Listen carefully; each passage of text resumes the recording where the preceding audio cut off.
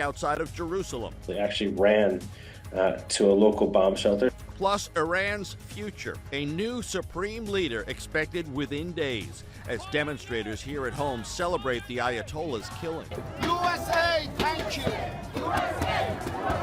Still so many questions. How long will the conflict last? Can the war be contained? And can the Iranian people rise to replace the regime? Our team coverage ahead. Good evening, I'm Joe Torres. Here are the latest developments in the Middle East.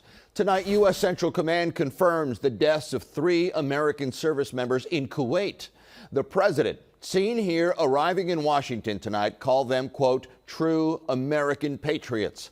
He vowed to avenge their deaths and said, quote, sadly, there will likely be more before it ends.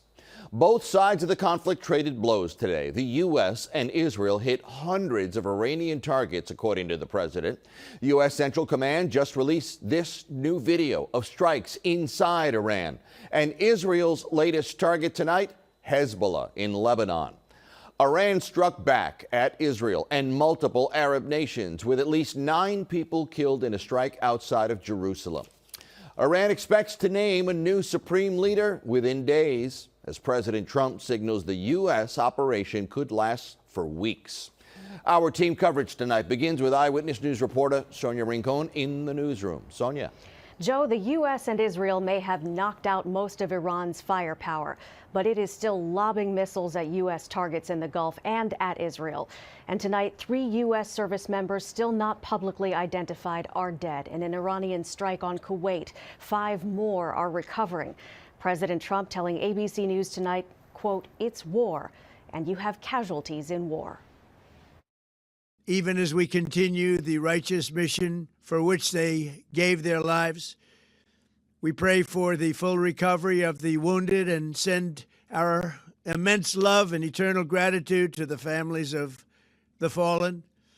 And sadly, there will likely be more. President Trump posted this video on social media from Mar-a-Lago, not taking questions as he returned to the White House tonight about the first U.S. casualties in retaliation for the strikes on Iran. But in a phone interview, he told ABC News tonight that Operation Epic Fury could last 4 to 5 weeks and claimed most of the potential candidates to replace Ayatollah Khamenei were also killed. The U.S. has so far hit more than 1,000 targets in Iran, including, the president claims, multiple Iranian Navy ships. B-2 stealth bombers armed with 2,000-pound bombs have been targeting Iran's ballistic missile facilities. They've got very limited ability to make these missiles right now. So they kind of got what they got on hand. They're launching what they have. Iran has been launching what it has left to strike U.S. bases in Gulf states. Airports in Dubai and Kuwait hit today, causing massive disruptions and prompting the UAE to close its embassy in Tehran. In Israel, at least 9 people were killed in an Iranian airstrike outside Jerusalem. Used to be a synagogue, used to be a house. The residents were running to a shelter. Tonight, there's new video of the moment the Ayatollah's compound was hit. The CIA and Israeli intelligence had been monitoring the 86-year-old for months. In fact, Israel discovered Khamenei spent a lot of time above ground and not in his bunker. While there are images of thousands of Iranians publicly mourning, thousands who've protested the brutal regime in a dangerous decades-long demand for change are watching.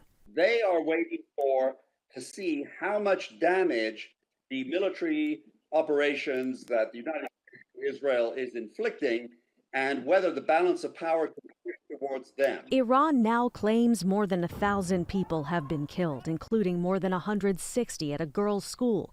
The U.S. and Israel are working to verify the claims. Iran's president, who has so far managed to survive, says his country is taking action with power to destroy the enemy's bases and will continue to take action and will leave the enemies hopeless.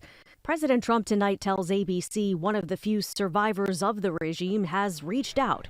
But lawmakers critical of the president for not seeking congressional approval are warning that democracy may not be the outcome and that hardliners could very well return to power in Iran. They restart their missile program, they restart their nuclear program, and we're just right back at bombing them again and putting American lives and regional lives at risk again in a year or two. What's left of the regime today said a new supreme leader will be named in the next few days. Meanwhile, more sirens in northern Israel overnight as it launched strikes at Iran-backed Hezbollah targets in Lebanon.